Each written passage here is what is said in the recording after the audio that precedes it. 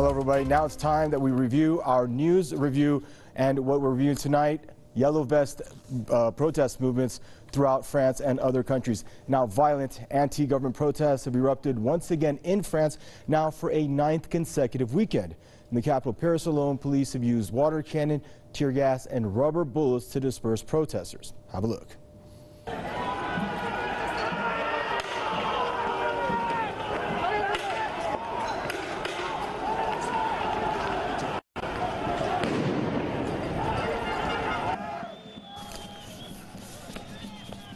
And police arrested dozens of people before and during the protests in Paris.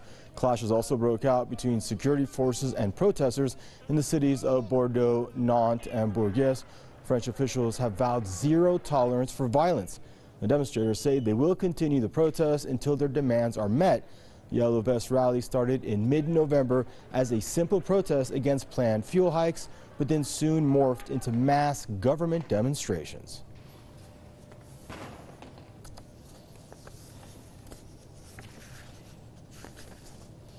And now joining us is Frank Emspak, Executive Director with the Workers' Independent News out of Madison, and next to him out of London, Mr. Rodney Shakespeare, commentator and professor of economics. Hello, gentlemen. Thank you for joining us on the program. And now we're going to start. Thank you. Thank you. And now we're going to start with you, Frank. Frank, okay, initially the protests, the very first week back in mid-November, we saw about 600 to 800 people show up in the streets. Every week, it's practically grown exponentially. Then we saw, 1,800. Early January, we're at 3,500. Today, we saw over 8,000 people. Why is this movement gaining so much steam so rapidly? Well, that's 10,000 in Paris. It's 80,000 or more around the country, because this movement has tapped into the basic feeling that people are getting screwed or getting hurt by the government. Wages are frozen. In spite of what the government has said, there's no real fix. The taxation system was skewed last year in favor of the rich. There is undercutting of various social services.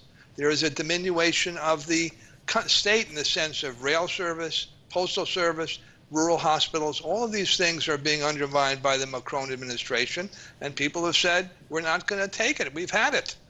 And then the administration has responded really by cracking down and making announcements that, they're not going to tolerate demonstrations. One final thing, violence. The government talks about violence. 1,700 yellow vest people have been wounded, according to their own statistics. So you're having intransigence on the part of the government, and you're having a really legitimate issue being raised. Why is our standard of living falling and the rich are getting richer? And that is what is powering this movement. But why not Hollande? Well, actually, if you could, Frank, let me put this to Mr. Rodney Shakespeare.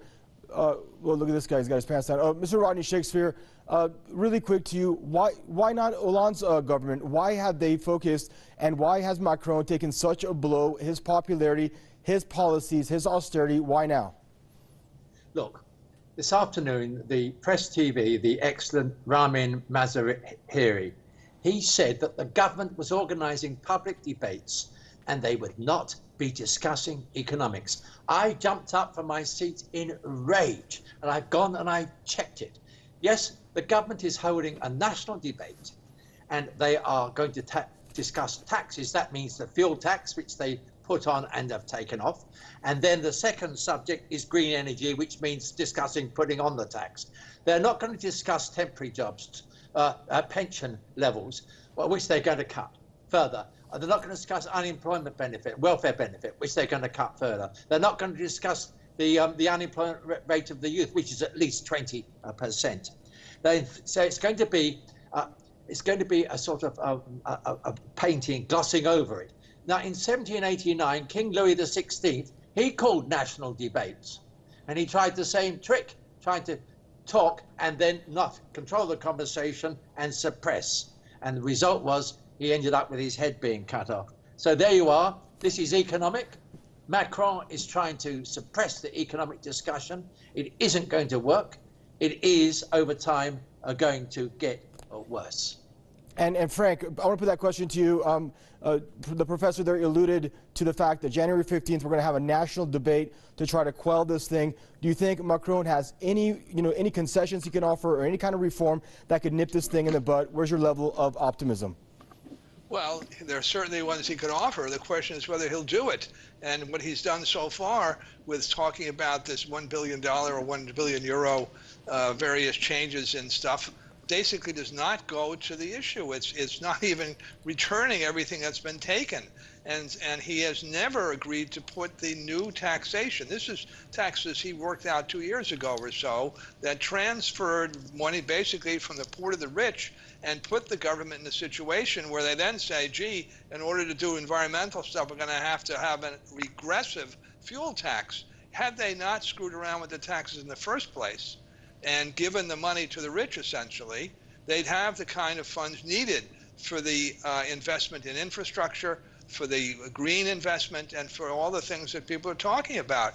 Macron has never agreed to rediscuss the tax issue, and I think that's crucial. Secondly, he has not moved off one iota over increasingly rapid efforts to privatize the rail, postal, and medical systems. So he's still on this neoliberalism course, and there's no indication in anything the government has said that they're willing to move off of that. But they have said that they're going to move to a situation of saying no protests are legal.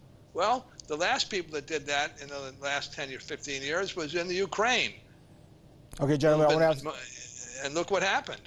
I'm going to ask you both to hold on for a second. We run this package really quick now. Inspired by France's Yellow Vest movement, now thousands of protesters gathered in London calling for a general election to remove Prime Minister Theresa May from power.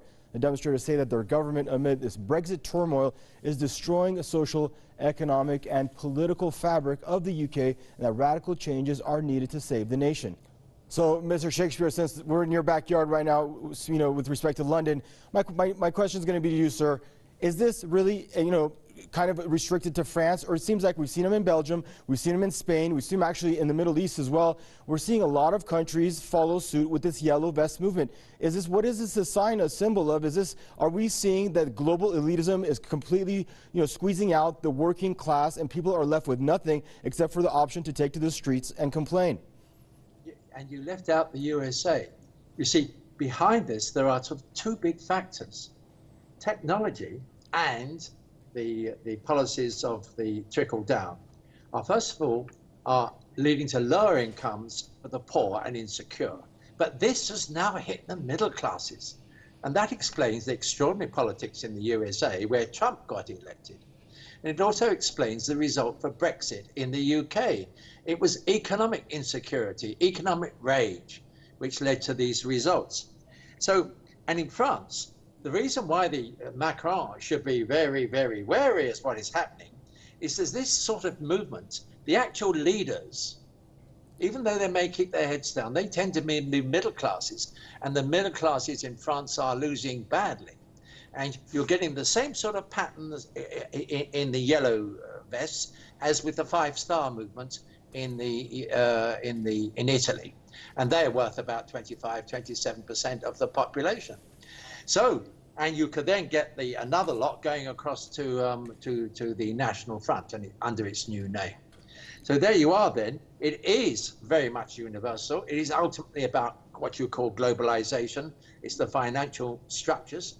It doesn't have to be like this at all, but it's going on, and it's going to get worse. And Professor, thank you. And let me just get, Frank, I'm going to let you get the last word in. We got less than a minute. Mr. Amspak, your thoughts on this thing ballooning into a global movement? It's a global movement. It often started with the Arab Spring. People were demanding direct democracy. They were saying, we're a majority and we're losing.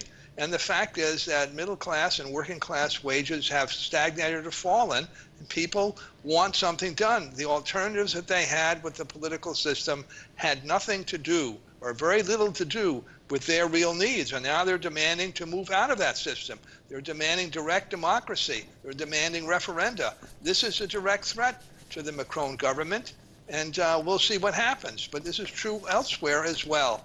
And I think we'll see growing movements, particularly in France, if the government decides to crack down on people and say demonstrations are just not going to happen.